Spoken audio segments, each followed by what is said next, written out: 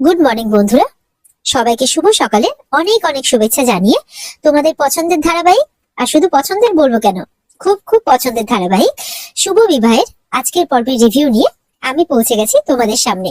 তো আর দেরি না করে বাংলা সিরিয়াল সমাচারে তোমাদের স্বাগত জানিয়ে তোমাদের পছন্দের ধারাবাহিকের রিভিউ তোমাদের জন্য। শুরুতেই তো আমরা দেখতে পাচ্ছি যে সুধার হাতে কিছুতেই ইনজেকশন নিতে রাজি নয় সার্থক।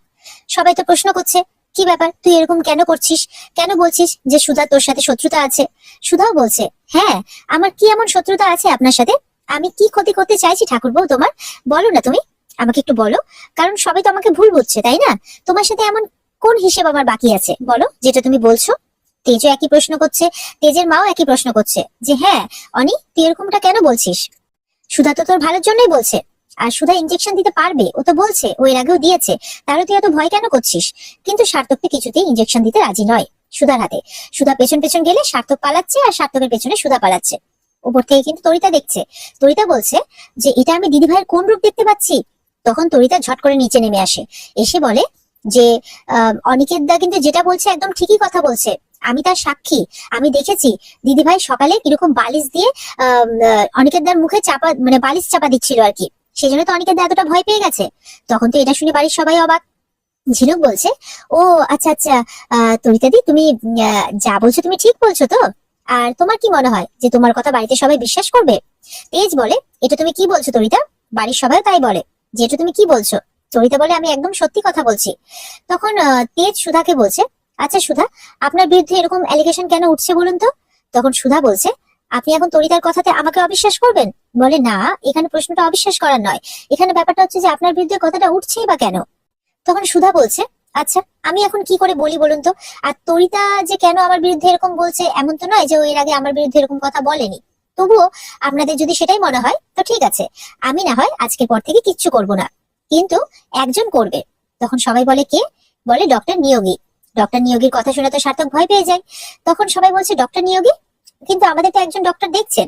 তখন সুধা বলছে, হ্যাঁ তাতে কি হয়েছে, আমরা সেকেন্ড ওপিনিয়ন তো নিতেই পারি, তাই না? আর এতে তো খারাপ কিছু হবে না, উল্টে ঠাকুরবার ভালোই হবে। তখন জ্যোৎস্না বলছে, হ্যাঁ, সেকেন্ড ওপিনিয়ন নিতে তো কোনো ক্ষতি নেই, সুধা যা বলছে ঠিকই তো বলছে, তাতে আমাদের বাড়ির ছেলেই তো তাড়াতাড়ি রিকভার করবে। সার্থক তখন মনে মনে বলছে, ও, তার মানে এই সমস্ত প্ল্যানটাই তোমার ছিল সুধা, আর আমি তোমার ফাঁদে পা দিয়ে ফেলেছি, এবার কি হবে, এমনটাই ভাবছে সার্থক। আর সুধা তো ইচ্ছে করে এমনটা করছিল যাতে সার্থক ওকে দেখে ভয় পায়, ওর হাতে কোনো রকম সাহায্য বা সেবা নিতে না চায়। তবেই তো ডক্টর নিয়োগীকে এখানে আনতে পারবে সুধা। আর এই প্ল্যানই তো এগোচ্ছিল, আর এই প্ল্যানটা সাকসেসও হয়েছে। ওদিকে দেখা যাচ্ছে দোয়েল কিন্তু ফন্টের চিন্তায় না খেয়ে বসে রয়েছে। তার বৌদি আসে, তার বৌদি তাকে বলছে, কিরে তুই চিন্তা করিস না, ফন্টে তোর গলা থেকে ঠিক নামবে, দেখিস ওই পুলিশের কয়েক ঘা পড়লে না ঠিক ওই মুখ থেকে বলতে বাধ্য হবে যে ও বাধ্য করে বিয়েটা করেছে। তারপরে তোদের ডিভোর্সটা দিয়ে দেবো, আর ডিভোর্সটা দিয়ে কিন্তু তোর জন্য সুন্দর এক পাত্র দেখবো। জানিস তোর মা বলেছে যে তোর জন্য আচার্য বাড়িতে পাত্রের লাইন লাগিয়ে দিবে, তোর আর কোনো অসুবিধাই হবে না, দেখে নিস। তখন বলতে না বলতে তার বৌদির ফোনে ফোন আসে। তখন বলছে, দেখ, বলতে না বলতেই ঘটকের ফোন এসে হাজির।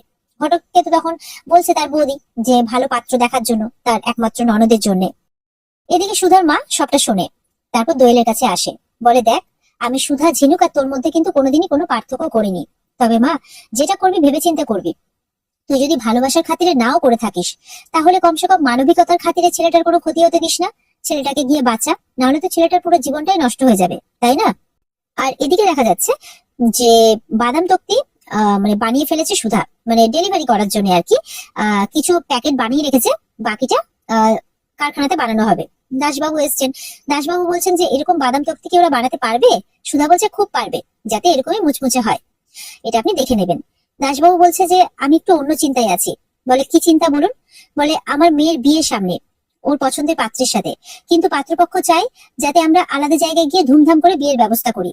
তখন সুধা বলছে, হ্যাঁ, ডেস্টিনেশন ম্যারেজ। বলছে, কিন্তু অত তো টাকা পয়সা আমার কাছে নেই।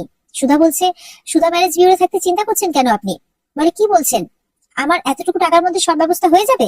সুধা বলছে যে আপনাকে 1 টাকাও খরচ করতে হবে না, আপনার আপনার আপনি তো এই মানে এই বাড়ির পরিবারের মতো, এই পরিবারের একজন সদস্যই হলেন আপনি, তো আপনার মেয়ের বিয়েতে আমাদের করতে কোনো অসুবিধে নেই। তেজ বলছে, হ্যাঁ দাসবাবু, আপনার মেয়ে তো আমার বোনের মতো, তো বোনের জন্য তো দাদা বৌদি এইটুকুটা করতেই পারে, তাই না? আপনি নিশ্চিন্তে বাড়ি যান, আর বাড়ি গিয়ে আপনার মেয়েকে বলুন যে তার পছন্দের পাত্রের সাথে ধুমধাম করে তার বিয়ে হবে। তখন দাসবাবু মনে মনে বলছেন যে আমি এত ভালো মানুষগুলোর বিরুদ্ধে চক্রান্ত করেছিলাম, এদের এদের এত বড় ক্ষতি করার চেষ্টা করেছিলাম, এটা আমি মোটেও ভালো কাজ করিনি। তারপর দাসবাবু সেখান থেকে চলে যাচ্ছেন। যাওয়ার সময় ওদিক দিয়ে কিন্তু সার্থক ঢুকছে, আর সার্থকের সাথে ধাক্কা লেগে তো দাসবাবু অবাক হয়ে যান যে এই ছেলেটা এখানে কি করছে। সার্থকও দেখছে দাসবাবু এখানে। দাসবাবু তখন মনে মনে বলছেন যে না, এর ব্যাপারে তো কিছু বলা যাবে না, বলতে গেলে তো আমিও ধরা পড়ে যাব। ওদিকে সুধা কিন্তু ব্যাপারটা লক্ষ্য করে যে দাসবাবু হঠাৎ করে সার্থককে দেখে অবাক কেন হয়ে গেল। তখন বলে দাসবাবু, আপনি কি ওনাকে চেনেন? বলে না না, এই আর ধাক্কা লাগলো, ওই জন্য দাঁড়িয়ে পড়েছিলাম আর কি। এই বলে দাসবাবু বেরিয়ে পড়েন। সুধার মনে কিন্তু সন্দেহটা রয়ে যায়, বলছে যে মনে মনে ভাবছে কিছু তো একটা খটকা আছে, উনি সার্থককে দেখে এরকম রিয়াক্ট করলেন কেন, এরকমটা ভাবছে আর কি সুধা। এদিকে তেজ সুধার সিদ্ধান্তে খুব খুশি, আর সুধাকে বলছে যে আমাকে আপনি ক্ষমা করবেন, যে আমি আপনাকে ভুল বুঝেছিলাম, আপনি এই জন্য এতটা টেনশনে ছিলেন, আপনি সার্থকের সত্যিটা আমাকে বলতে চেয়েছিলেন যে সার্থক এই শহরে আছে, আর আমি আপনাকে ভুল বুঝে আপনার এই কথাটা শুনতে চাইনি, আমাকে আপনি ক্ষমা করবেন। এরকমই কথা বলছে তেজ সুধাকে। তেজ বলছে এই নতুন বছরে এই তেজ আপনাকে এত সুখ দেবে, এত আনন্দ দেবে যে আপনি আপনার পুরনো অতীতের কথা সব ভুলে যাবেন, আর ওই সার্থক চ্যাটার্জি ওর ছায়াও আমি আপনার উপরে পড়তে দেব না, কথা দিচ্ছি।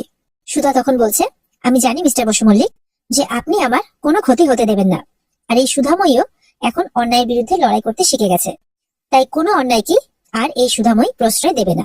এদিকে সুধা তেজ বেরিয়ে পড়ে, ডক্টর নিয়োগীর কাছে অ্যাপয়েন্টমেন্ট নেওয়া আছে সেই কারণে। আর এদিকে সার্থক কিন্তু সমানে তুহিনাকে ফোন করে যাচ্ছে, কিন্তু তুহিনা তো অনিমেষের সাথে ঘুরতেই ব্যস্ত, বারবার করে সার্থকের ফোনটা কেটে দিচ্ছে। তুহিনা কিন্তু অনিমেষকে পটিয়ে অনেক শপিং করে ফেলেছে, আর সেই শপিং এর সমস্ত ব্যাগই অনিমেষ বইছে। সার্থক তো এবার রেগে যাচ্ছে, মনে মনে বলছে আমার মুখের উপরে ফোনটা কেটে দিল তুহিনা, ঠিক আছে মজা দেখাচ্ছে। তারপরে যখন ঘর থেকে বেরোবে তখন সেখানে চলে আসে ঝিনুক। বলে কি হলো জামাইবাবুর ভাই, কাউকে ফোন করছিলেন? মনে হচ্ছে একটু একটু করে স্মৃতিটা ফেরত আসছে, তাই তো? তখন সার্থক মনে মনে বলছে যখনই কিছু করতে চাইছি তখন না হয় দিদি আর না হলে বোন কেউ না কেউ চলে আসছে। সার্থক বলছে না না, আমি একটু সোশ্যাল মিডিয়া সাইটটা ঘেটে দেখছিলাম। বলে ও আচ্ছা, কি দেখছিলেন দেখি? বলে ওই তেমন কিছু না, ওই যদি কিছু মনে পড়ে।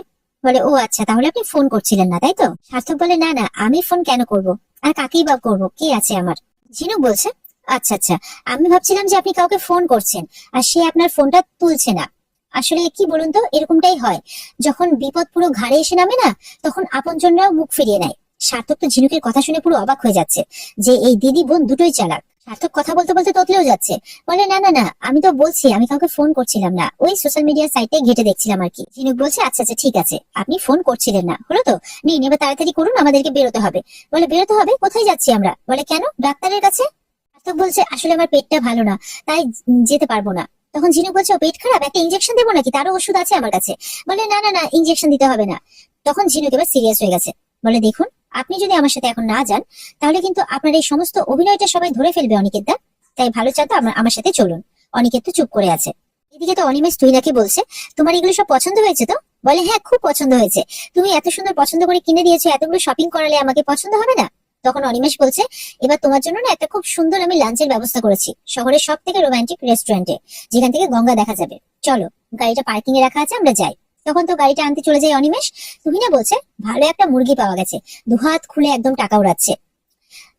এদিকে তুহিনা বলছে সার্থক বোধহয় কোনো একটা বিপদে পড়েছে, যার জন্য আমাকে ফোন করছে, কালকে যা ড্রামা হলো আমাকে সুযোগ বুঝে ফোন করতে হবে। এদিকে তো সুধারা হসপিটালে নিয়ে চলে এসছে অনিকেতকে, ঝিনুকরাও আছে। তেজ বলছে যে সমুদ্র তুই অনিকেতকে ভেতরে নিয়ে যা, আমি আর তোর বৌদি ফর্মালিটি পূরণ করে আসছি। তখন সুধা বলছে আমরাও মানে অনিকেতকে ছেড়ে দেবো সমুদ্রদের সাথে? বলে হ্যাঁ হ্যাঁ, কি হয়েছে, ওরা নিয়ে আসবে। তখন ঝিনুককে বলে দেখে রাখিস কিন্তু একটু ভালো করে। বলে ঠিক আছে। তখন ঝিনুক আর সমুদ্র বলে চলো অনিকেত দা। ঝিনুকরা এগোয়, অনিকেত কিন্তু পেছনে দাঁড়িয়ে থেকে যায়। তুহিনার ফোন এসছে, তখন তুহিনার সাথে কথা বলে। তখন তো কিছুটা এগিয়ে গিয়ে ঝিনুকরা দেখে কি ব্যাপার, অনিকেত দা কই। ঝিনুক তো টেনশনে পড়ে যায়, কোথাও দেখতে পাচ্ছে না, এদিক ওদিক খুঁজতে থাকে। সমুদ্র বলে কি হয়েছে, কোথায় যাবে, এখানেই আছে। এদিকে সার্থক তুহিনার সাথে কথা বলছে, তোমার এতক্ষণে ফোন করার সময় হলো, জানো এদিকে কি হয়েছে, মানে এদিকের ঘটনাটা তুহিনাকে বলে। তুহিনা বলে কি, ডক্টর নিয়োগী তো অনেক বড় ডক্টর। বলে হ্যাঁ, ওকে যত টাকা লাগে খাও, ওকে বসে আনো। বলে অত বড় ডক্টরকে তো টাকা খাওয়ানো যাবে না। বলে তাহলে যা করার হয় করো, আমি এখানে দেখছি কি করা যায়। এরকমই কথাবার্তা হচ্ছে। তারপরে দুজনে ফোনটা রেখে দেয়। ঝিনুক তখন এদিক ওদিক করে দেখতে পায় না। সমুদ্র বলে ওই তো অনিকেত দা। তখন ঝিনুক মানে অনিকেত প্ল্যান করছে যেখান থেকে পালাবে। তখন ঝিনুক চলে আসে সামনে, বলে কোথায় পালাচ্ছেন, পালানোটা তো অত সহজ নয়। সমুদ্র বলে এটা কি বলছো তুমি ঝিনুক? অনিকেতদা পালাতে যাবে কেন? মনে হয় রাস্তা ভুলে গেছে তাই না অনিকেতদা? বলে হ্যাঁ ওই আর কি। বলে ওই যে ওদিকে হসপিটালটা, চলো। বলে ও আচ্ছা ওদিকে না, দিয়ে অনিকেতকে হসপিটালে নিয়ে যায়। আর তো পালানোর কোনো রাস্তাই নেই। ঝিনুক তো পেছনে দাঁড়িয়ে হাসতে থাকে। এদিকে তো সার্থক ডক্টরের কেবিনে বসে আছে, তেজ আর সুধাও আছে। ডক্টর আগের রিপোর্ট গুলো দেখতে চাইছে, সুধা সেগুলো দেখায়। ডক্টর রিপোর্ট গুলো দেখছে, সার্থকের সাথে মেলাচ্ছে। মনে হয় কিছু একটা খটকা লাগছে ডাক্তারবাবু। সুধা মনে মনে বলছে, তুমি ঘুঘু দেখেছো কিন্তু তার ফাঁদ দেখোনি সার্থক, এবার তুমি দেখবে। তেজ বলছে, কি বুঝছেন আপনি ডক্টর? বলে এই রিপোর্টে যতটা সিরিয়াস কিছু দেখানো হচ্ছে, পেশেন্টকে দেখে তো আমার সেরকম সিরিয়াস বলে মনে হচ্ছে না। সার্থক তো ডক্টরের কথা শুনে অবাক হয়ে যায়। এবার ডক্টর সুধাদের অনুমতি নিয়ে কিছু সিম্পল পরীক্ষা করতে চাইছে। তখন সুধারা বলছে, হ্যাঁ হ্যাঁ, আপনার ওকে সুস্থ করার জন্য যা যা দরকার আপনি সবটাই করুন। সুধা কিন্তু ডাক্তারের সাথে আগেই কথা বলে নিয়েছে যে সুধা ডাক্তারকে টাকার অফারটা কেন করেছিল। সুধা একটা ছোট্ট পরীক্ষা নিচ্ছিল, আসলে অনেকেই তো টাকার কাছে বিক্রি হয়ে যায়, তো এই ডক্টর কেমন সেটাই সুধা দেখে নিতে চাইছিল। তো সেই ব্যাপারে ডক্টরের সাথে আগে কথাবার্তা হয়ে গেছে, তাই ডক্টরেরও সুধার বিরুদ্ধে ভুল বোঝাবুঝি বন্ধ হয়ে গেছে, মানে ক্লিয়ার হয়ে গেছে সবকিছু। এবার ডক্টর সার্থককে কিছু নাম্বার জিজ্ঞাসা করছে, যেটা ডাক্তার বলার পরে সার্থককে বলতে হবে। তারপর কিছু ফুলের নাম জিজ্ঞাসা করে, যেগুলো ডাক্তার বলার পর সার্থককে রিপিট করতে হবে। আর সার্থক বলছে এইভাবে নাকি আমার পরীক্ষা নেবে। তখন সার্থক কিন্তু ইচ্ছে করে সেই সংখ্যাগুলো ভুল বলে আর ফুলের নামগুলো ভুল বলে। তেজ বলছে, তুই একটু ভুল বলছিস, একটু মনে করে দেখার চেষ্টা কর, তুই পারবি। তখন সার্থক বলছে, আসলে আমার কিছু মনে থাকে না তো, তাই সেই কারণে। তখন সুধা একটা প্ল্যান করেছে। সুধা কি করেছে, ইচ্ছে করে সার্থকের ফোনটা লুকিয়ে দেয় আর বলে, ঠাকুরবউ তোমার ফোনটা কোথায়? সার্থকের তো ফোন না দেখে মাথা খারাপ হয়ে যায়। বলে, তাই তো আমার ফোনটা কোথায়, ফোনটা কোথায়? কারণ ফোন হারালে তো সার্থক কেস খাবে, তাই বলছে ফোনটা কোথায়। সুধা তখন বলছে, একটা ফোন করে দেখুন না। তখন তেজ বলছে, হ্যাঁ তোর নাম্বারটা বলতো, ফোন করে দেখি। তখন কিন্তু নিজের নাম্বারটা গড়গড় করে বলে দেয় সার্থক। তখন ফোন করে দেখে সুধা, বলে এই তো ফোন বেজে উঠেছে। সুধা তখন বলছে, ডাক্তারবাবু তোমাকে সংখ্যা মনে করাতে চাইলেন, তুমি বলতে পারলে না, কিন্তু 10 ডিজিটের মোবাইল নাম্বারটা তুমি আবার গড়গড় করে বলে দিলে। ডাক্তারবাবু বলছেন, হ্যাঁ ওনার রিপোর্ট দেখে যা মনে হচ্ছে ওনার মাঝখানে কিছু স্মৃতি হারিয়েছে, তাতে তো নাম্বার মনে রাখাটা আর ফুলের নাম মনে রাখাটা কোনো বড় ব্যাপার নয়, এটা তো মনে রাখতেই পারতেন উনি। জানি না কেন পারলেন না, তবে আমার মনে হয় ব্রেনের ব্যাপার তো, কিছু বোঝা যায় না ওরকম ভাবে। তবে আমি আরেকটা পরীক্ষা নিতে চাই আর কি, মানে ওনার যা কন্ডিশন, যা আমি যতটুকু দেখলাম, তাতে মনে হচ্ছে এতটাও স্মৃতি লোপ পাওয়াটা কিন্তু হতে পারে না ওনার সাথে, যে যতটা উনি বলছেন। তবু আমি একটা পরীক্ষা আরো করতে চাইছি। ডাক্তারবাবু মনে মনে বলছেন যে এরকম ধূর্ত পেশেন্টকে ধরতে আমি আপনার সাথেই আছি সুধাময়ী। ডাক্তারবাবু বলছেন যে চোখ বন্ধ করে আমি আপনাকে আপনার পুরনো স্মৃতি মনে করতে বলবো, আপনার পালস রেটই বলে দেবে আপনি সত্যি বলছেন না মিথ্যে। সার্থক তো এবার ভয় পেয়ে যায়, কারণ ডাক্তারবাবু অনেক রকম চালাকি করছে ওকে ধরার জন্য। সুধা এবার মনে মনে বলছে, এবার আর তোমার কিন্তু বাঁচার পথ নেই সার্থক। আর এখানেই আজকের পর্ব শেষ হয়ে যায়। তো আজকের পর্ব এই পর্যন্তই। ভালো লেগে থাকলে অবশ্যই কিন্তু পর্বকে লাইক, কমেন্ট, সাবস্ক্রাইবটা করতে ভুলবে না। পর্ব ভালো লেগে থাকলে, পর্বের বিস্তারিত দেখতে চাইলে অবশ্যই স্টার জলসার পর্দায় সবাই চোখ রাখবে যথাযথ সময়ে। আর আগামী পর্ব দেখার জন্য কিন্তু অপেক্ষায় থাকবে, আমরা সঠিক সময়ে আগামী পর্বের রিভিউ তোমাদের জন্য নিয়ে চলে আসবো। ততক্ষণ সবাই ভালো থাকবে, সুস্থ থাকবে, আর অবশ্যই সবাইকে ভালো রাখার চেষ্টা করবে। টাটা।